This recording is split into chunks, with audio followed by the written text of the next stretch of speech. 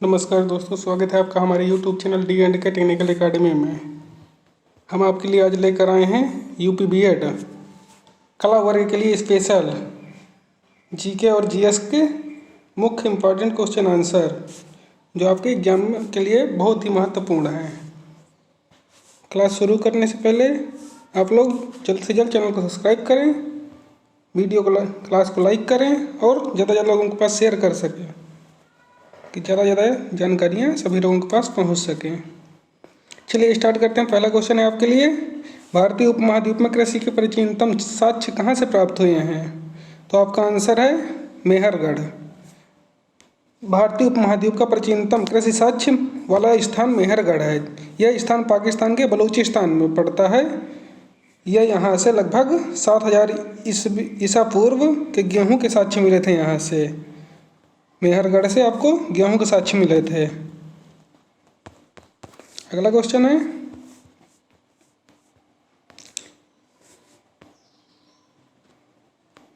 उपनिषद पुस्तकें हैं किस पर आधारित? धर्म पर, योग पर, विधि पर, दर्शन पर? तो उपनिषद पुस्तकें हैं दर्शन पर आधारित।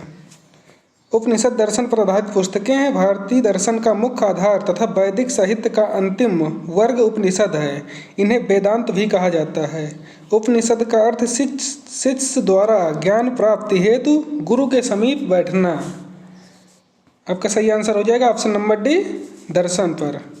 अगला क्वेश्चन है, कोणार्क का सूर्य मंदिर किसने बनवाया था? कोणार्क का सूर्य मंदिर किसने बनवाया था? सही आंसर है आपका नरसिंह देव वर्मन। कोणार्क का सूर्य मंदिर नरसिंह देव वर्मन ने बनवाया था। पुरी स्थित कोणार्क का विशाल सूर्य का मंदिर नरसिंह देव वर्मन प्रथम चोंडगंग ने बनवाया था। यह मंदिर 13वीं सदी में बनकर तैयार हुआ था। 13वीं सदी में बनकर तैयार हुआ था। यह अपनी विशिष्ट शैली के लिए प्रसिद्ध है। कोणार्क के सूर्य मंदिर को काला पैगोडा भी कहा जाता है। कोणार्क के सूर्य मंदिर को काला पैगोडा भी कहा जाता है। अगला क्वेश्चन है, पुराणों का अध्ययन करने वाला प्रथम मुसलमान कौन था? पुराणों का अध्ययन करने वाला प्रथम मुसलमान, सही आंसर आपका ऑप्शन नंबर सी, अलबरूनी था। अलबरूनी का जन्म 973 ईस्वी में हुआ था। यह महमूद गजनबी के साथ भारत आया था। अलबरूनी ने अरबी भाषा में तहकीक हिंद नामक रचना की थी। अगला क्वेश्चन है आपके लिए, किसने सल्तनत काल में डाक व्यवस्था का विस्तृत विवरण दिया था? किसने सल्तनत काल में डाक व्यवस्था का विस्तृत विवरण दिया था? तो सही आंसर है आपका Ibn Battuta. Ibn Battuta Morocco का निवासी था। मोहम्मद बिन यानी यमबीटी के शासनकाल में यह भारत आया था। इसने किताब उल रहला, एक प्रसिद्ध किताब की रचना की थी। अगला क्वेश्चन है, निम्नलिखित में से किसे भारत का सादी कहा जाता है? तो आपका सही आंसर है अमीर हसन। ऑप्शन नंबर है अमीर हसन। अमीर हसन देहलवी को उसकी उच्च गजलों के कारण उसे भारत का सादी कहा जाता था। उच्च गजलों के कारण उसे भारत का सादी कहा जाता है। बलबन के दरबार में फारसी के प्रसिद्ध कवि अमीर खुसरो भी रहते थे और अमीर हसन भी रहते थे। अगला क्वेश्चन है, शिवाजी ने मुगलों को किस युद्ध में हराया था? शिवाजी ने मुगलों को किस युद्ध में हराया था? तो ये 1659 ईस्वी में हुआ था, सलाहार का युद्ध। ऑप्शन नंबर सी सही है। शिवाजी का जन्म 20 अप्रैल 1627 ईस्वी में सिवनेर के दुर्ग में हुआ था। शिवाजी ने 1674 ईस्वी में राज्याभिषेक के बाद छत्रपति की उपाधि धारण की थी। अगला क्वेश्चन है आपका, शुद्ध वर्तनी वाले शब्द को पहचानिए। शुद्ध वर्तनी वाले शब्द को पहचानिए। तो इसकी सही वर्तनी है ऑप्शन नंबर बी की, दर्शना विलासी। बाकी की वर्तनी रॉन्ग है। अगला क्वेश्चन, चंद्रमुखी में कौन सा समास है? चंद्रमुखी में समास है आपका कर्मधारय। चंद्र के समान मुख वाली चंद्रमुखी बोलते हैं। इसमें कर्मधारय समास है। कर्मधारय समास में पूर्व पद विशेषण तथा उत्तरपद विशेष होता है। अगला क्वेश्चन है, आरंड रोदन का अर्थ क्या होता है? आरंड रोदन का अर्थ क्या होता है? तो सही आंसर है आपका ऑप्शन नंबर ए, व्यर्थ प्रयास करना। आरण्य रोदन का अर्थ होता है व्यर्थ प्रयास करना। जैसे कंजूस व्यक्ति से धन की याचना करना आरण्य रोदन है। अगला क्वेश्चन है, जितेंद्रिय का अर्थ या तात्पर्य क्या है? जितेंद्रिय का तात्पर्य क्या है? जिसकी इंद्रियां बस में हो, जिसकी इंद्रियां बस में हो। ऑप्शन नंबर सी करेक्ट है। जिसकी इंद्रियां बस में हो उसे जितेंद्रिय कहते हैं। अगला क्वेश्चन, तद्भव शब्द का चयन कीजिए। इनमें से तद्भव शब्द एक है, उसका चयन करना है। तो आपका सही ऑप्शन है ऑप्शन नंबर डी, गाय तद्भव शब्द है। गोपाल, गुहा और गोधूम ये तत्सम शब्द हैं। वे शब्द जो संस्कृत से उत्पन्न या विकसित हुए हैं वो तद्भव शब्द कहलाते हैं। जैसे मोर, बच्चा, फूल आदि। गाय तद्भव शब्द है, इसका तत्सम रूप गो होता है। गाय का तत्सम रूप गो होता है। अगला क्वेश्चन है,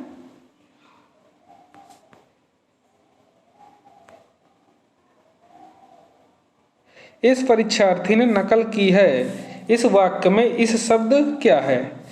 इस शब्द क्या है? तो ये आपका आएगा सर्वनामिक विशेषण। सर्वनामिक विशेषण, जो सर्वनाम शब्द संज्ञा के लिए विशेषण का काम करते हैं उन्हें सर्वनामिक विशेषण कहते हैं। जैसे यह, वह, जो, कौन, क्या, कोई आदि शब्द आते हैं। अगला क्वेश्चन है, चूहे के चाम से नगाड़े नहीं मढ़े जाते, लोकोक्ति का अर्थ क्या होता है? चूहे के चाम से नगाड़े नहीं मढ़े जाते, लोकोक्ति का अर्थ क्या होता है? तो आपका सही ऑप्शन है डी, सीमित साधनों से बड़े काम नहीं होते। अगला क्वेश्चन है, पनंग का समानार्थक शब्द क्या होता है? पनंग का समानार्थक तो ये होता है उरग, सर्प। पनंग का होता है विषधर, व्याल, भुजंग, नाग, अहि, सर्प ये होते हैं। और पिक के होते हैं कोयल, पिनाक, धनुष का होता है और केसरी सिंह का होता है। अगला क्वेश्चन है, इसमें आपको रिक्त स्थानों की पूर्ति करनी है। पूर्ति करनी है। कह रहा there was an response for the marathon, यानी इसमें भरा जाएगा आपका ओवरवेलमिंग आपका सही होगा। अगला क्वेश्चन है,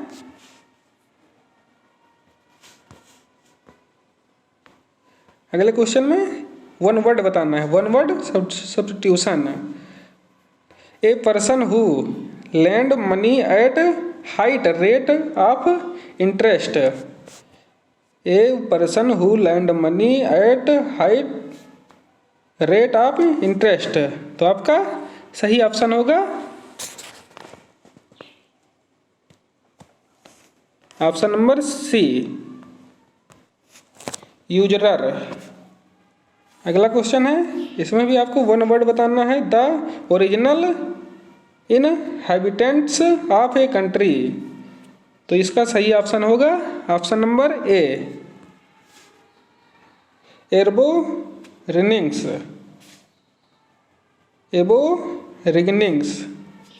अगला क्वेश्चन है, इसमें आपको अपोजिट बताने हैं। इनमें अपोजिट, वॉलंटरी का अपोजिट होता है, ये होता है कंपलसरी। वॉलंटरी का अपोजिट होता है कंपलसरी। अगला क्वेश्चन है, अग्रेवेट का अर्थ होता है, अग्रेवेट का अपोजिट होता है, ये होता है आपका ऑप्शन नंबर बी,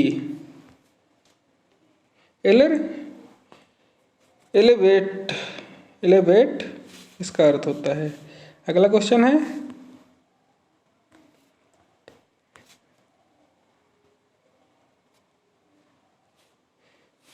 इसमें आपको वर्ड मीनिंग बतानी है। अल्टरनेटिव,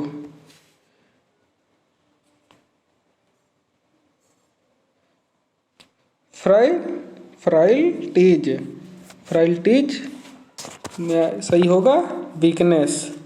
अगला है द वर्ड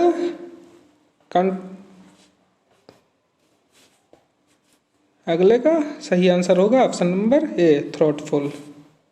अगला क्वेश्चन, ये किसने विचार किया था कि भारत में ब्रिटिश आर्थिक नीति घिनौनी है? तो ये कहा था कार्ल मार्क्स ने विचार किया था। अंग्रेजी हस्तक्षेप से सूत काटने वाला तो लंकाशायर में रहता है, ये भी इन्होंने ही कहा था। अगला क्वेश्चन है, हरिजन के प्रारंभकर्ता कौन थे? हरिजन के प्रारंभकर्ता कौन थे? तो सही ऑप्शन है ऑप्शन नंबर सी, गांधी जी। हरिजन एक साप्ताहिक पत्र था जो अंग्रेजी में, हरिजन बंधु गुजराती भाषा में, हरिजन सेवक हिंदी भाषा में, ये 3 पत्र गांधी जी ने शुरू किए थे। अगला क्वेश्चन है, राजनीतिक सुधारों को लेकर विरोध करने वाले पहले भारतीय कौन थे? राजनीतिक सुधारों को लेकर विरोध करने वाले पहले भारतीय थे सुरेंद्रनाथ बनर्जी।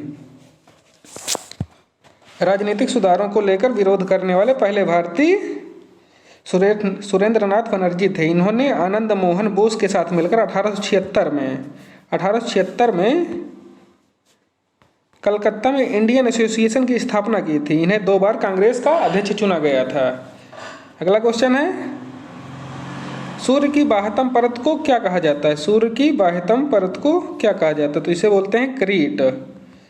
सूर्य की बाह्यतम परत को क्रीट या कोरोना बोलते हैं। यह केवल पूर्ण सूर्य ग्रहण के समय ही दिखाई देती है। कोरोना से रेडियो तरंगें निकलती हैं। कोरोना से बाहर की ओर प्रवाहित होने वाली प्रोटॉन की धाराओं को सौर पवन कहा जाता है।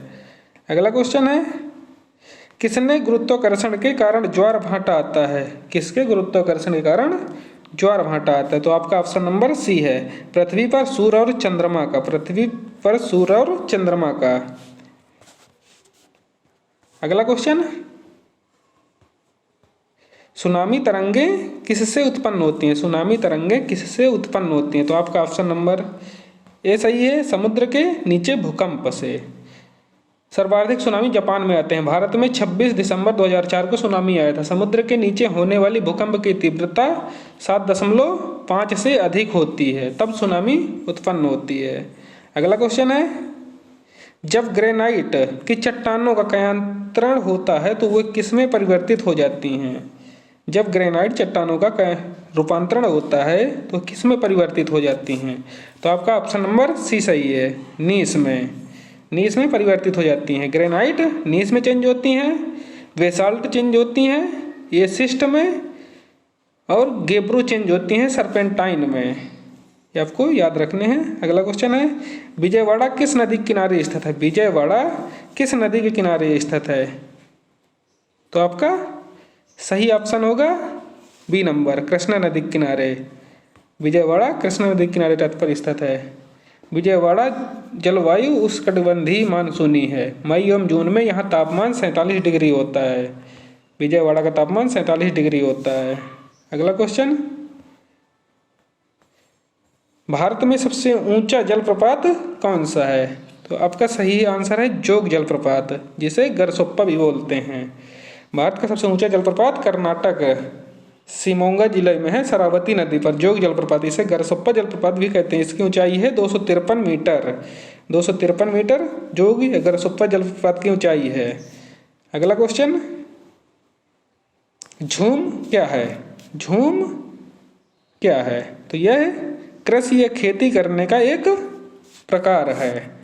पर्वतीय पहाड़ी जंगली क्षेत्रों में जनजातियों द्वारा की जाने वाली कृषि का यह एक प्रकार है। इसे अलग अलग स्थानों पर अलग अलग नामों से जाना जाता है। जैसे उत्तर पूर्वी में इसे कृषि पद्धति को झूम कहा जाता है। अगला क्वेश्चन है, HYB कार्यक्रम को भारत में क्या कहा जाता है? तो आपका सही आंसर है नव कृषि नीति या हरित क्रांति। हरित क्रांति की शुरुआत हुई थी 1966 ईस्वी में। अगर योजना पूछ ले तो तृतीय योजना में, या योजना अवकाश भी आपका सही करवाया जाता है। हरित क्रांति के जनक भारत में MS स्वामीनाथन को कहा जाता है।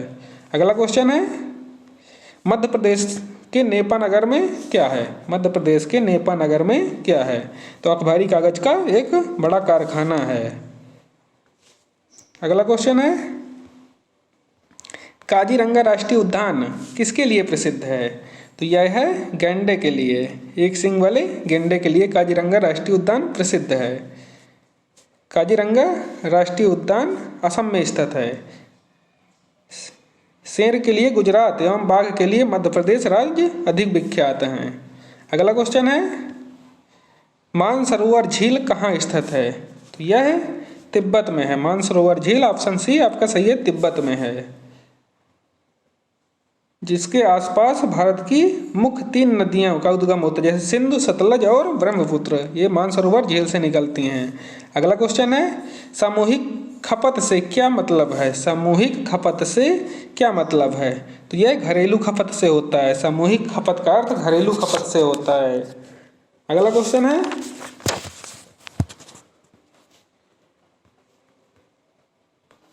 निम्न में से कौन सा एक जोड़ा संयुक्त आपूर्ति का अच्छा उदाहरण है? तो आपका ऑप्शन नंबर डी सही है, ऊन एवं मांस। जब 2 या 2 से अधिक वस्तुओं का उत्पादन एक ही संसाधन के निर्गम से एक साथ हो, उसे संयुक्त आपूर्ति कहते हैं। ऊन तथा मांस का संबंध एक ही संसाधन से होने के कारण इससे संयुक्त आपूर्ति का संबंध स्थापित किया जाता है। अगला क्वेश्चन है, पूंजीवादी अर्थव्यवस्था की मुख्य विशेषता क्या होती है? तो सही आंसर है आपका ऑप्शन नंबर डी, निजी स्वामित्व। पूंजीवादी अर्थव्यवस्था का अर्थ होता है निजी स्वामित्व।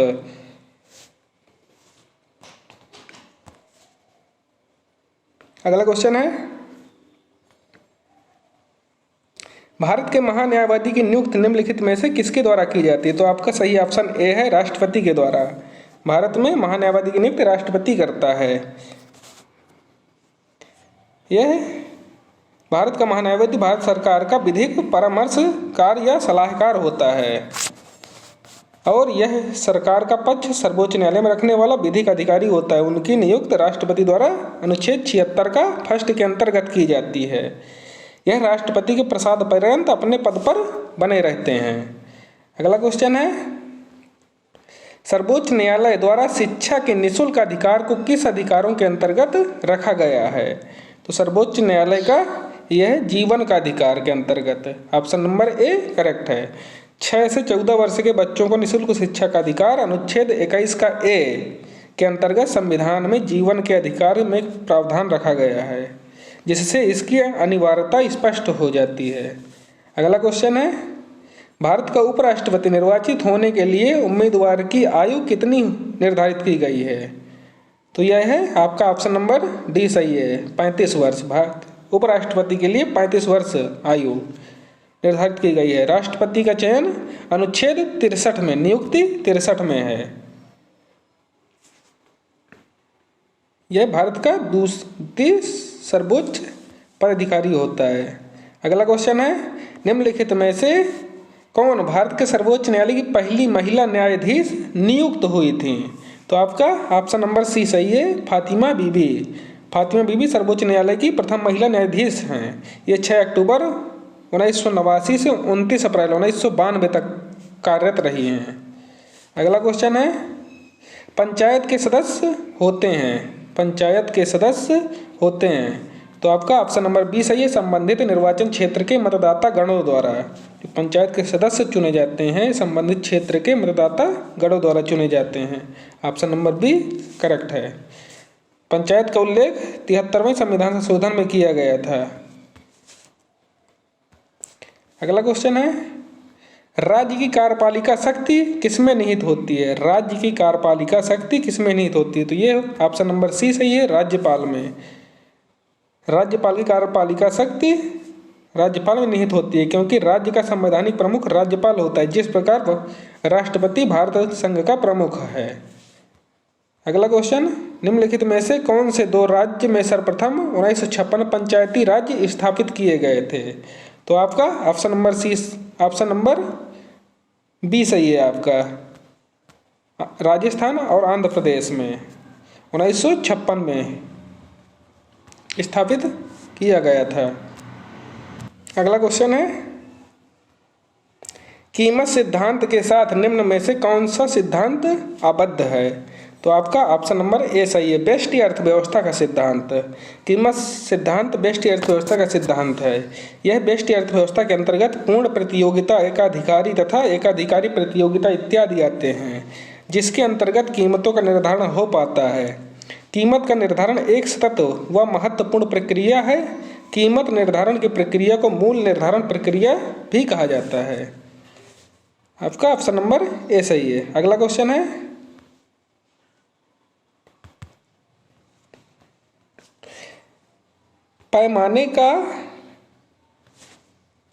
पैमाने की अर्थव्यवस्था से क्या तात्पर्य है? पैमाने की अर्थव्यवस्था से क्या तात्पर्य है? तो आपका ऑप्शन नंबर ए सही है, उत्पादन की इकाई लागत में कमी। जब उत्पादन की इकाई लागत में कमी होती है तो पैमाने की अर्थव्यवस्था के अंतर्गत आती हैं। इसकी इकाई यूनिट होती है, यूनिट में इसे व्यक्त किया जाता है। अगला क्वेश्चन है, किस संविधान संशोधन अधिनियम द्वारा मतदान की आयु 21 वर्ष से घटाकर 18 वर्ष की गई थी? तो आपका सही ऑप्शन होगा ऑप्शन नंबर सी, 61वां 61 संविधान संशोधन अधिनियम। यह हुआ था 1989 में। 1989 में हुआ था 61वां संविधान संशोधन। इसमें मतदान की आयु 21 वर्ष से घटाकर 18 वर्ष कर दी गई थी। चलिए आपके लिए आज का है लास्ट क्वेश्चन। आपातकालीन प्रावधानों को भारतीय संविधान में कहाँ से लिया गया है? आपातकालीन प्रावधानों को भारतीय संविधान में कहाँ से लिया गया है? तो आपका ऑप्शन नंबर ए सही है, जर्मनी के संविधान से। जर्मनी के संविधान को वाइमर कहा जाता है। जर्मनी के संविधान को वाइमर कहा जाता है, जिससे आपातकालीन व्यवस्था ली गई है। आपातकाल का उल्लेख भारतीय संविधान के अनुच्छेद 18वें में किया गया है। ये रहे दोस्तों आपके लिए मोस्ट इम्पॉर्टेंट जीके कला वर्ग के लिए मोस्ट इम्पॉर्टेंट जीके जीएस के क्वेश्चन आंसर्स, जो आपको विभिन्न वर्षों के पेपरों से छांट कर बनाए गए हैं। क्लास अच्छी लगे लाइक करें, ज़्यादा से ज़्यादा लोगों के पास शेयर करें और चैनल को सब्सक्राइब करना बिल्कुल ना भूलें। धन्यवाद दोस्तों, मिलते हैं अगली क्लास में।